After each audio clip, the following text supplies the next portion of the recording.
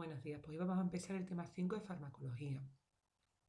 Como ya os comenté en clase, este es el último tema de la materia de introducción a la ciencia y a la salud, porque ya sabéis que el tema 6 de ciencia forense lo hemos visto en toxicología, en el tema anterior. En este tema tenéis dos tareas. La primera tarea es investigar sobre el proceso de búsqueda de la nueva vacuna contra el COVID-19, en el cual tenéis que hablar de forma resumida de las líneas de investigación sobre esta nueva vacuna, y en la tarea 2 tenéis que buscar en casa un prospecto de un medicamento y contestar las preguntas que aparecen al final de la tarea. Para ello debéis adjuntar una fotografía de ese prospecto para que pueda facilitar su corrección. En el punto 1 lo que se pretende es que se definan los términos farmacológicos y se apliquen correctamente. En el punto 2 lo que se pretende es distinguir entre fármaco, medicamento y droga. En el punto 3 vamos a describir las clasificaciones de los fármacos. En el punto 4 vamos a definir o describir el mecanismo de acción de los fármacos. Y en el punto 5 vamos a describir las características de los fármacos. Como ya sabéis, tenéis dos tareas en este tema 5 de farmacología. En la tarea número 1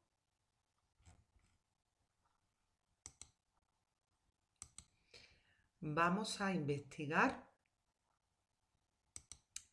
sobre el proceso de búsqueda de la nueva vacuna contra el COVID-19. En la tarea número 2 vamos a utilizar un prospecto de cualquier medicamento que tengamos en casa y vamos a contestar las preguntas que aparecen en la parte inferior.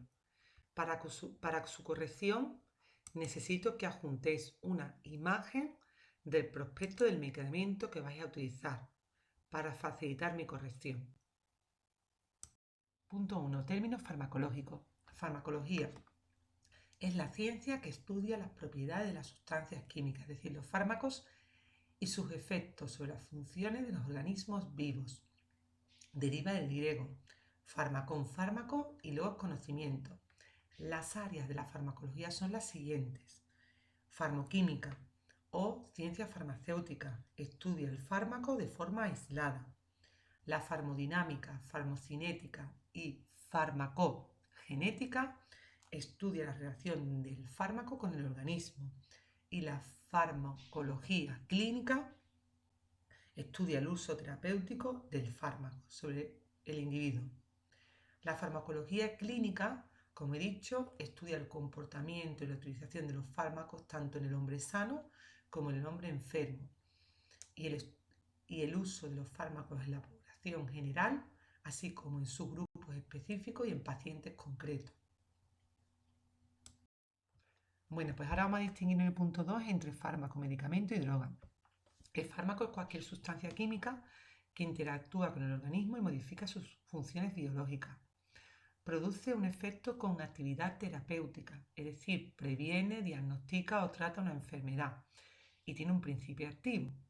No es lo mismo que el medicamento. El medicamento es la sustancia, conjunto de sustancias que contienen el principio activo y están destinados para ser utilizados bien en el ser humano o animales para prevenir, diagnosticar, tratar, aliviar o curar enfermedades. El fármaco sirve para elaborar el medicamento, ya que, como he dicho anteriormente, contiene el principio activo. El medicamento farmacéutico, por ejemplo, tiene una composición e información definida de forma farmacéutica y una dosificación determinada que se dispone para la venta al público. Por eso vamos a trabajar el prospecto. Sin embargo, las drogas son todas las sustancias de origen natural o bien sintético en laboratorio con efecto en el sistema nervioso central, es decir, en el encéfalo y en la médula espinal, y no son utilizados con fines terapéuticos. Pues ahora vamos a trabajar la composición de un medicamento.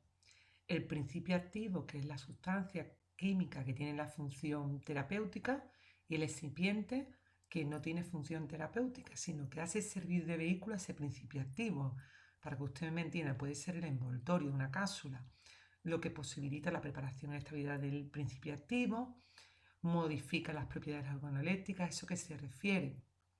Pues si el principio activo tiene, por ejemplo, un sabor amargo, las propiedades organolépticas lo que hacen es, ese excipiente puede tener un contenido de glucosa para inhibir el sabor amargo. Puede ser una envoltura de una cápsula que sea principalmente de almidón, por ejemplo. Determina las propiedades físico-químicas del medicamento, es decir, cómo se comporta. No es lo mismo tomarte una cápsula, un vial o administrártelo de forma inhalada. No tienen actividad terapéutica, como he dicho anteriormente, y algunos son de obligatoria declaración. La disposición de los excipientes se adaptan a los principios activos y a la forma de administración de estos medicamentos. No es lo mismo un medicamento que esté en un sobre, que esté en una cápsula, que esté en una cánula, etc. Bueno, pues seguimos con la clasificación de los fármacos. En primer lugar vamos a ver según la vía de administración. Vía oral, cápsulas, jarabes, tabletas, energías, elixir, etc. Intramuscular, aquellos que se inoculan en el músculo como ampollas viales.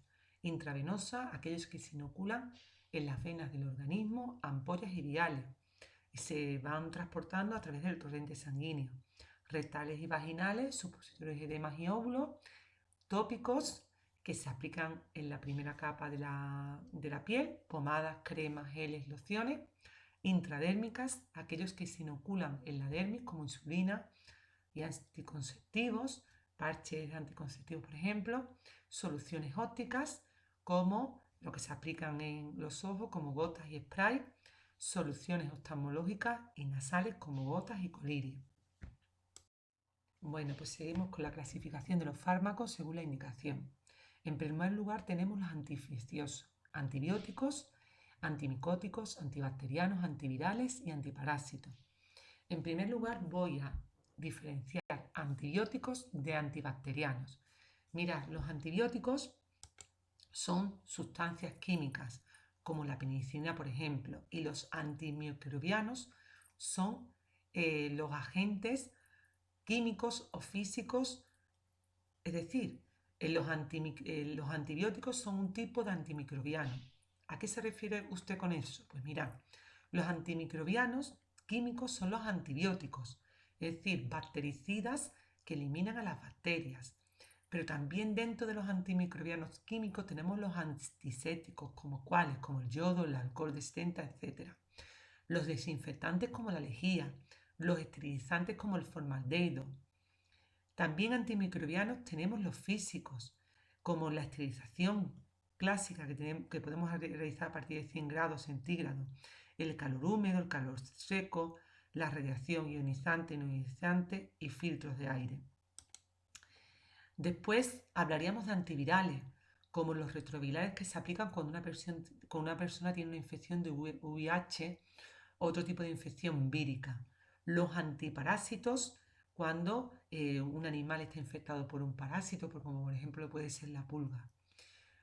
A continuación tenemos los anti-HTA, que son los para que ustedes me entiendan, bloqueadores de la tensión alta, bloqueadores bloqueadores de los canales lentos del calcio o beta bloqueadores, que se utilizan principalmente cuando a una persona le sube mucha la tensión y puede sufrir una arritmia.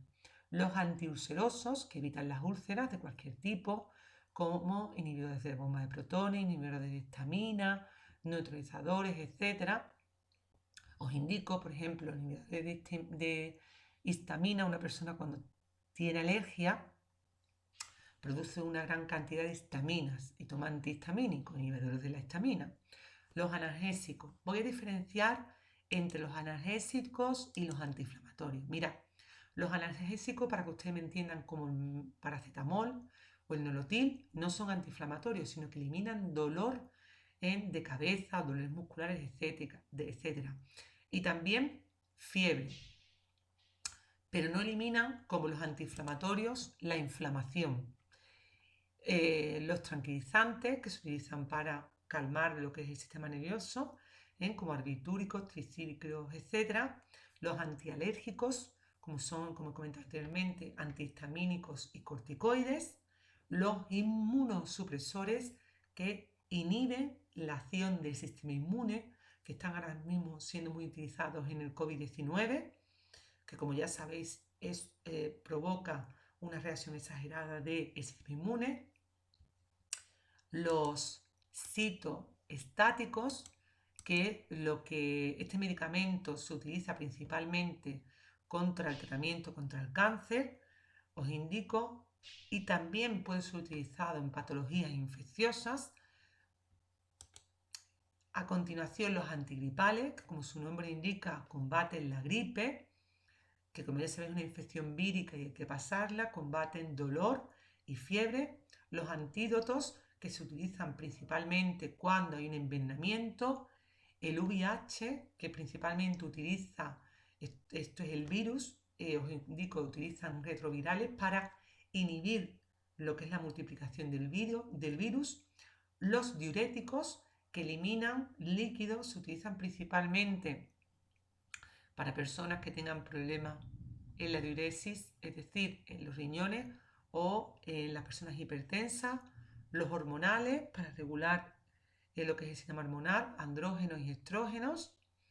Y ahora, por su estructura molecular se pueden clasificar en opiáceos.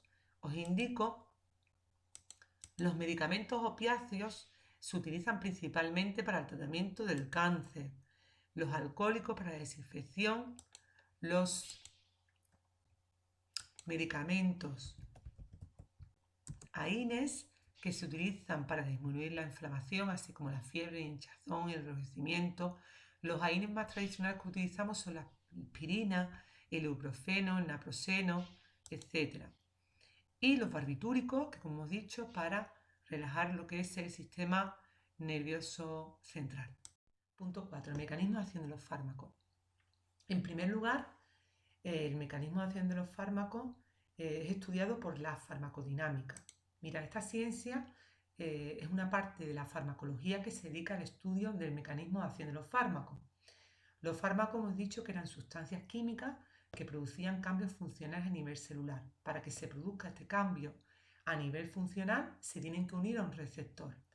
Vamos a recordar un poco, biología de segundo bachillerato, lo que era un receptor. Y para aquellos alumnos que no hayan impartido, no hayan seguido el curso de biología de segundo bachillerato, recordar que la membrana plasmática, que es la estructura externa que envuelve a la célula, no solo se trata de una bicapa lipídica, es decir, una capa de fosfolípidos, sino que también hay receptores en la cara externa, es decir, hacia el exterior. Estos receptores son normalmente macromoléculas proteicas, moléculas que tienen un sitio activo, al igual como el modelo, para que ustedes me entiendan, de llave cerradura, es decir, como una llave se introduce una cerradura. Pues mirad, estos receptores pueden estar presentes en la cara externa de la membrana plasmática, en el citoplasma líquido viscoso de la célula o bien en el núcleo. Y siempre estos receptores deben presentar afinidad por el fármaco y especificidad. Por eso he puesto de ejemplo el modelo de llave cerradura. Tienen que entrar como entra de forma afín una llave en una cerradura. Cuando esta unión se produce una respuesta. Las respuestas son cambios en la actividad enzimática de la célula, modificaciones en la producción o estructura de determinadas proteínas, modificación en el flujo de iones, es decir, os indico, un cambio a nivel funcional. Mirad, hay dos tipos de receptores farmacológicos, los que no están mediados por receptores, es decir, sino que interaccionan, este fármaco directamente pasa al citoplasma y reacciona con enzimas, o bien produce un cambio en la ósmosis de la célula, en la entrada de sustancias. También se pueden utilizar radioisótopos, es decir, sustancias reactivas que dan lugar a cambios funcionales en la célula. También puede actuar la quelación. Os indico, la quelación es una terapia para tratar normalmente enfermedades cardíacas. Os comento, tiene carácter antagonista, pues se puede utilizar, os comento, el tratamiento con mercurio y plomo, para determinadas cardiopatías, para que ustedes me entiendan, como los parches que evitan las arritmias. Os indico. Y los comento, los receptores farmacológicos, como he dicho anteriormente, son normalmente moléculas proteicas, el receptor integrado en membrana. Os indico que tiene un sitio afín para el fármaco. Como hemos comentado anteriormente, se pueden localizar a nivel de la membrana celular o en la superficie o a nivel intracelular, en el citoplasma, en el núcleo o bien en las mitocondrias. La función que tiene el fármaco en las células es estimular o inhibir mecanismos propios de las células, ya que cuando se une el fármaco al receptor, lo que se produce es un cambio funcional de la célula, dando lugar a una respuesta. Ahora vamos a ver otros mecanismos de acción no mediados por receptores, como por ejemplo, mira, en primer caso se ve los efectos sobre las enzimas que tienen determinados fármacos, como es inhibir, es decir, impedir que actúen las enzimas. Los ejemplos que os pongo es la transpeptidasa bacteriana, que lo que hace es inhibir, es inhibida por la penicilina cefalosporina. Es decir, vamos a ver, cuando una persona se toma penicilina y cefalosporina, la penicilina lo que hace es actuar sobre esta enzima, que es la transpeptidasa, y lo que hace es impedir la síntesis de pared bacteriana, en definitiva, la multiplicación de las bacterias. También hay otros fármacos que aparecen en el punto 2 que dependen de las propiedades físico-químicas no específicas del fármaco. ¿A qué se refiere usted con ello? Pues a las propiedades osmóticas. Vamos a ver, mira, como el manitol, diuréticos, expansores. Mira, las propiedades osmóticas facilitan, recordad que la ósmosis, cualquier organismo vivo intenta llegar al equilibrio osmótico a ambos lados de la membrana. Si una persona tiene elevado contenido en algunos iones o sales, el doctor o la doctora lo que les recomienda son productos diuréticos para que elimine la alta concentración de agua que tiene dentro de la célula, debido a ese alto contenido en determinadas sustancias. Os indico, los agentes quelantes, como comenté anteriormente, lo que hace son básicamente los parches que se recomiendan cuando una persona tiene arritmia, provoca unas fuertes uniones con estos cationes metálicos. Por ejemplo, el parche, os indico, que se utiliza para las cardiopatías, lo que hace es bajar el ritmo cardíaco. El parche que normalmente se llama de nitro, os indico, y lo que hace es, os comento, bajar ese ritmo cardíaco mediante una unión con una sustancia metálica, como aparece anteriormente en la imagen. También tenemos efectos de tipo indirecto, como las anfetaminas, etcétera, que lo que hacen es impedir que se produzca la sinapsis de la neurona, es decir, actúa sobre la hendidura sináptica. Bueno, el punto 5, características de los fármacos, vamos a trabajar en la tarea número 2. Mira, la tarea número 2, tenéis que sacar una fotografía al prospecto de un medicamento e indicar en primer punto el nombre del medicamento, cuál es su composición cualitativa y cuantitativa de los distintos principios activos que tenga, cómo se presenta su forma farmacéutica, si se presenta en sobre, en cápsula, en edema, etcétera, los datos clínicos que indique a qué se refiere usted, las indicaciones terapéuticas, para qué se recomienda este tipo de medicamentos, la posología y la forma de administración son las tomas según la edad, la altura, el peso, etcétera, las advertencias, precauciones especialmente en la toma de este medicamento, la interacción de este medicamento con otros medicamentos y otras formas de interacción, si lo pueden tomar mujeres en el embarazo o en la lactancia, efectos que tiene este medicamento a la hora de conducir y utilizar máquinas, las reacciones adversas de este tipo de medicamento. También qué ocurre cuando se produce una sobredosis. Las propiedades farmacológicas, es decir, las propiedades farmacodinámicas, cómo actúa este principio activo uniéndose al receptor, qué reacción, qué tipo de respuesta da lugar, así como las propiedades farmacocinéticas, los datos preclínicos sobre su seguridad Y en los datos farmacéuticos, la lista excipiente de sustancias que, como he dicho anteriormente, altera las propiedades organolépticas de este medicamento para, por ejemplo, darle un sabor un poco más agradable, las incompatibilidades, el periodo de validez, caducidad, las precauciones especiales que tenemos que tener en la conservación, por ejemplo, un jarabe que necesita un frío, otro tipo de medicamento, y la naturaleza y el contenido del envase.